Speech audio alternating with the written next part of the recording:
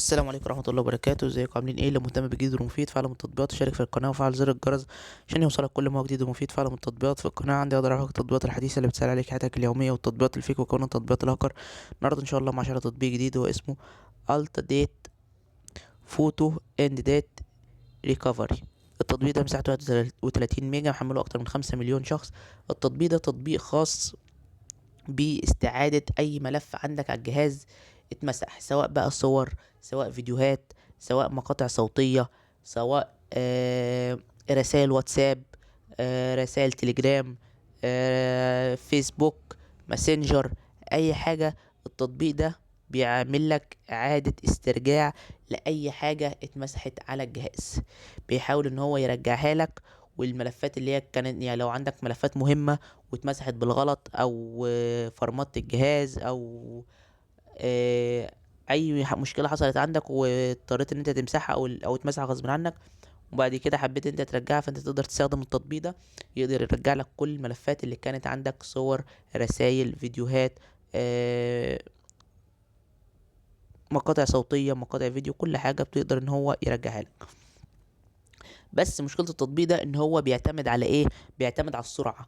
يعني ايه بيعتمد على السرعة؟ يعني بيعتمد ان انت طول ما المدة قصيرة اللي اتحذف فيها الحاجات من عندك على الجهاز يقدر ان هو يرجعها لك كلها بشكل افضل. انما لو المدة طولت، يعني انت مثلا الملفات اتمسحت من عندك من على الجهاز النهاردة او امبارح او اول امبارح، وبعد كده عملت استرجاع، هتلاقيه قدر ان هو يرجعها لك ممكن بنسبة 90%، بنسبة 99%، في الرينج ده. اما لو الملفات مثلا ممسوحه عندك بقالها اسبوع، بقالها شهر، بقالها شهرين، بقالها سنه، وحابب ان انت ترجع الملفات دي، فلا، هتلاقي صعب جدا ان هو يقدر يعمل لك الموضوع ده. بالاضافه لان التطبيق كمان بيكون النسخه اللي هي المجانيه ما بترجعش كل حاجه قوي، انما النسخه اللي هي اللي بفلوس اللي بتشتريها هي اللي بتقدر ترجع لك كل حاجه، بس برضو بتعتمد على الوقت اللي اتمسح فيه الحاجه. يعني طبعا لو انت حتى مشتري النسخه اللي بفلوس ومفرمط مثلا الجهاز بقالك شهر، بقالك شهرين، بقالك فتره طويله، حابب ان انت ترجع، فهو مش هيقدر ان هو يفيدك بحاجه. انما لو الحاجات لسه ممسوحه جديده، في الوقت ده يقدر ان هو يرجع لك كل حاجه على الجهاز عندك. ده كده المميزات والعيوب بتاعه التطبيق.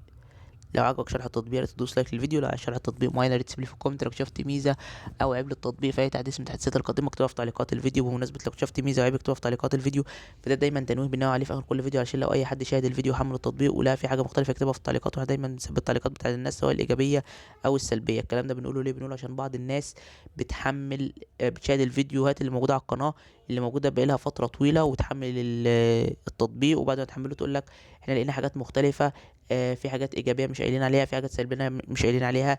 ده ببساطه لان انت شاهدت الفيديو وحملت التطبيق بعد نزوله بفتره طويله. اما لو انت شاهدت الفيديو ونزلت التطبيق بعد نزول الفيديو بيوم، بيومين، باسبوع، بشهر، تلاقي كل الحاجات اللي انا قايلها عن التطبيق هي اللي موجوده بالظبط.